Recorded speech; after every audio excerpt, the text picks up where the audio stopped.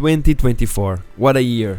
I played 38 games, some I conquered, some I abandoned, and others I left hanging, hoping to return someday.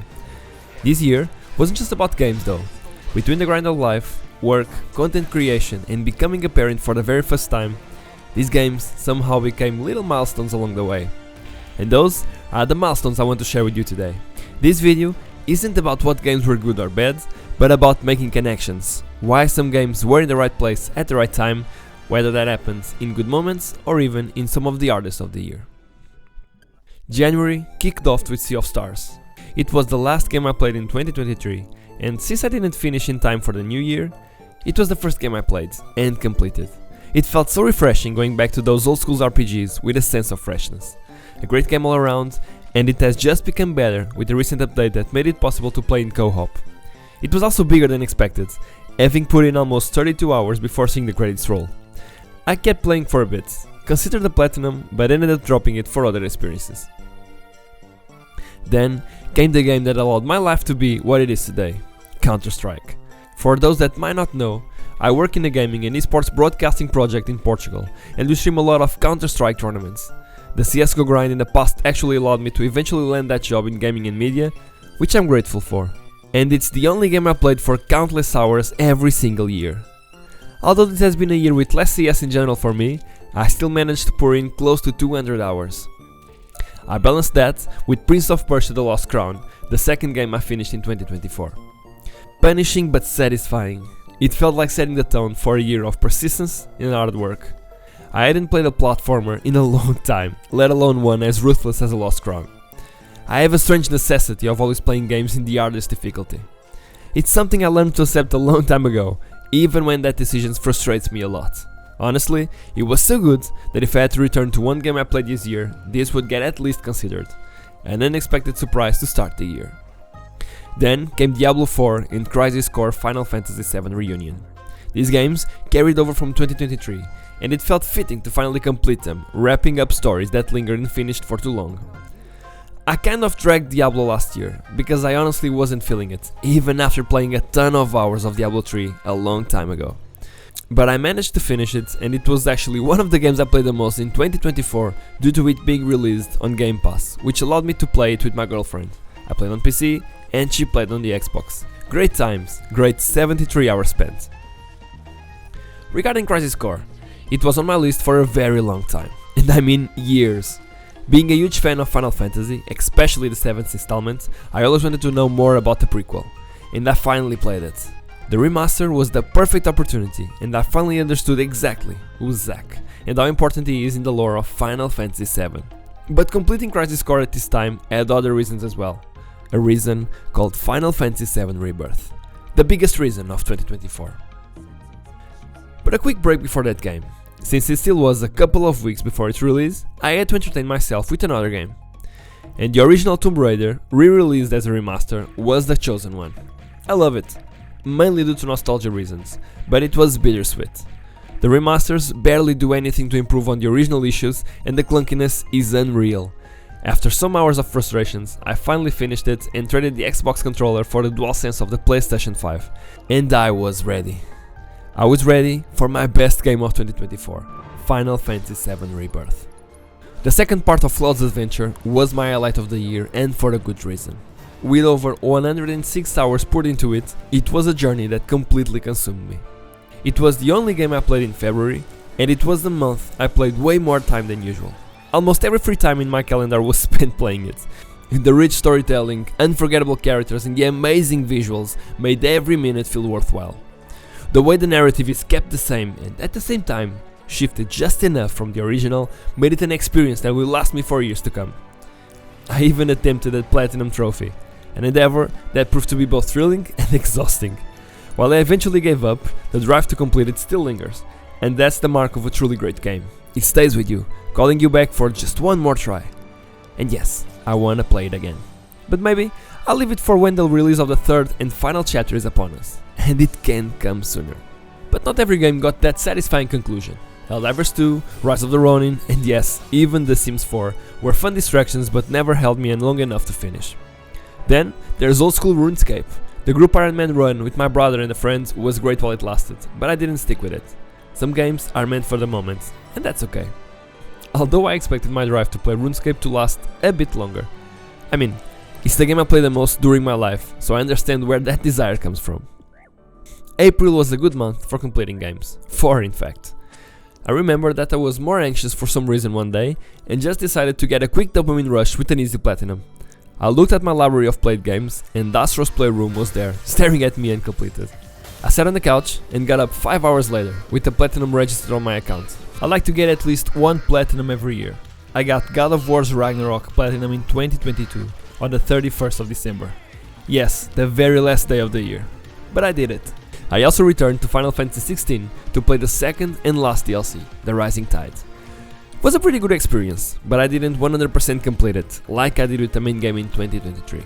As soon as the cool but short story wrapped up, I was ready for new adventures. It will be just another game in my small list of platinums that don't appear as 100%. For some reason, April was also a month I decided to dive a little bit into mobile gaming.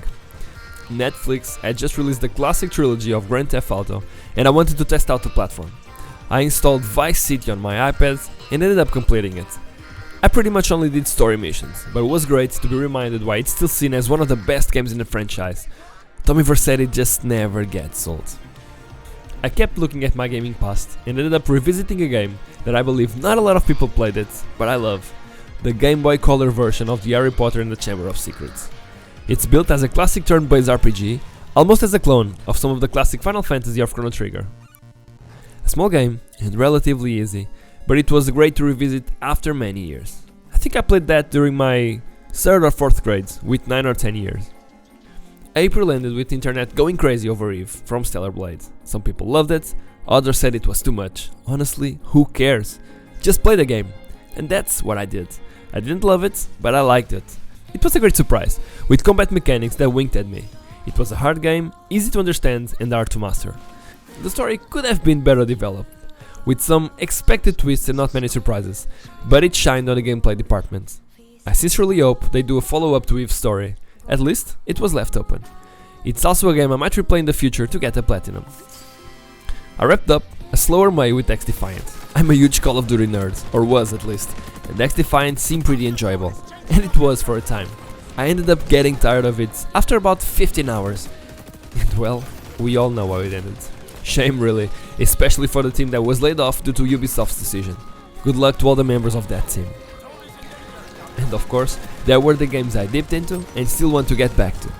And 2 of them appeared in June, the first month where I didn't complete a single game. I went to London on a work trip to a Counter-Strike event and I decided to finally try Hades, since it had just been released on Netflix.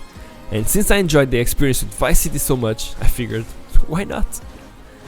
I managed to get a few times to the final boss, but since I failed to kill him during the trip, I ended up leaving the game. But I can't play Hades 2 without finishing the first one, so wait for me Hades, I'm coming for you. I also replayed Ghost of Tsushima with the PC release. I completed it a few years ago when it was released on a PlayStation 4. I reviewed it for my work platform if I'm not mistaken. It should be somewhere on YouTube, but just in case you're curious to watch it, it's in Portuguese. I ended up not finishing it. I was doing virtually everything on the map before progressing the story, and that got me kind of tired of it. It's a bit repetitive for a completionist, and after about 30 hours my mind wandered and craved something else. The year wasn't just about big, ambitious games. It also got a bit slower in the second half of the year, or at least not as varied. Poke Rogue, a fan-made roguelite of Pokemon, reminded me of the single-browser games I loved growing up. I'm still wondering how Nintendo hasn't shut that down, at least at the time of this recording. I also gave in to the craze of Chained Together, and managed to complete it with my girlfriend. But I'll admit it, we played with respawns enabled. I'm not that masochistic. I also tried Harry Potter Quidditch Champions, but it was just another game I didn't play for more than 2 or 3 hours. August and September had quite some big games on it. Astro Bot, the game that won the Game of the Year award, was the one I played the most. Honestly, and after the success of Astro's Playroom, Team Azobi had a goldmine in their hands, and they knew how to explore it to their max potential. Everything about the game is great, the design, the art direction, the popping colors, the variety in gameplay, and the way they made the big characters of PlayStation shine. Everything about it was amazing, and it was a super fun ride. A worthy winner of the Game of the Year awards. although I enjoyed Final Fantasy VII Rebirth the most. September was also a month I finally played one of the biggest franchises in gaming history. I had never played Uncharted before, until now. In a matter of 19 days, I played all 4 mainline games in Nathan's Drake history, and the only regret I have is not having done it sooner. Truly, one of the highlights of my gaming here, and I even made a video about it, and people seem to enjoy it. I talk about revisiting these games in 2024 and how they hold up. Take a look if you're interested, it's actually one of my most viewed videos. Oh, and since we're talking about games that I always wanted to complete but never did, 2024 was the year I finally played Death Stranding. And it was the most weird, incredible and intelligent adventure of this year. I don't even know how to describe it. If I try to do it, it comes off as a super boring game, and it was exactly the opposite. It's known as a walking simulator, and in its core it's exactly that, but it's done in a way that it becomes not boring and super fun in a weird way. And the storytelling is genius. Honestly, couldn't be more excited for the second game coming out in 2025. It's one of my highlights for the next year, and it was also another game that I shared with my girlfriend this year. While I played it on the PC, she was playing on a PlayStation, and we tried to be in a relatively similar part of the story at all times, as to not spoil the other and live the story together. Congratulations, Hideo Kojima, you truly are one of a kind. But Death Stranding was just the first game of October, a month where I really only played 2 other games. The Elder Scrolls Castles and the campaign of Call of Duty Black Ops 6. Castles is another one of those mobile Bethesda games. A few years ago, I got kind of addicted to Fallout Shelter when it came out for the first time on mobile, and I was expecting a similar experience. Sure, it's fun, but it's also full of microtransactions and it's somewhat pay to win. 1 week was enough to get me tired of it, and it reminded me how less hyped for the Elder Scrolls 6 I am after Starfield. How the mighty have fallen. In other news, the campaign in Black Ops 6 was pretty fun and a breath of fresh air in a franchise that's really stale. It was actually the theme of my most recent video, and you can check it out if you're curious. In short, it's the best campaign Call of Duty had in years, and maybe even the best one ever. It's not perfect and has some flaws, but overall a very enjoyable time. And no, I did not play multiplayer or zombies. I simply didn't want to be bothered, as there were some other games out there. I still had time to dabble a bit in Dragon Age the Veilguard, but I couldn't find the time to play as much as I wanted. And why, you ask? Well, I said a few minutes ago that the second half of the year was slower for me in the gaming department, and one of the main reasons for that was the birth of my son. This video is not about that, but I just want to say it's the greatest thing that ever happened to me. It's just so unreal and overwhelming, I don't even know. But naturally, I had less time to play games. And that's perfectly fine. I kind of let Dragon Age go, and maybe I'll return to it someday. I actually want to. We'll see about that in the future. But there was another game that came out almost in the perfect time for the birth of my kid. Due to it, I'm now master at playing one-handed games on my phone, and Pokemon TCG Pocket came out on the 31st of October. He was born in the 8th of November. It became kind of an addiction, and I haven't spent a single day without visiting it to collect more cards and make sure I complete every event. And man, that 5-win streak medal was a bitch, but I got it. And I mean, it's only been a few days since the new expansion came out, and I already almost finished it, and no, I haven't bought any hourglasses with real money. Yet. The only gripe I have with it is that I still haven't managed to get an ultra rare card. It is what it is. I probably have more than 30 hours already on that mobile game, and it will accumulate in the months to come. It even made me buy some Pokemon cards after not buying any for more than 15 years. Oh, there was one more game in November. And if you've seen my recent videos, you'll know which one I'm talking about. Claw, also known as Captain Claw. This is a classic platformer from the 90s that I grew up playing and wanted to do a video on. It's definitely one of the best platformers of all time, although not known by many. The game is also really hard, with some tough levels that are made to test the most patient player. I like to replay it from time to time, and it's actually a quick one to complete. I took around 6 to 7 hours this time. Maybe I can chip it down that time next year, we'll see. I'll let you know if I play it again. And then comes December. I'm going through a few games I planned for this time of the year. Path of Exile 2, the next big thing. I'm taking it slow, just enjoying the ride. I still don't have much to say about it, but I plan on creating a video on it once I'm done, or at least more familiarized with it. At the same time, I'm playing a game I wanted to play for a very long time but never did. Octopath Traveler 2.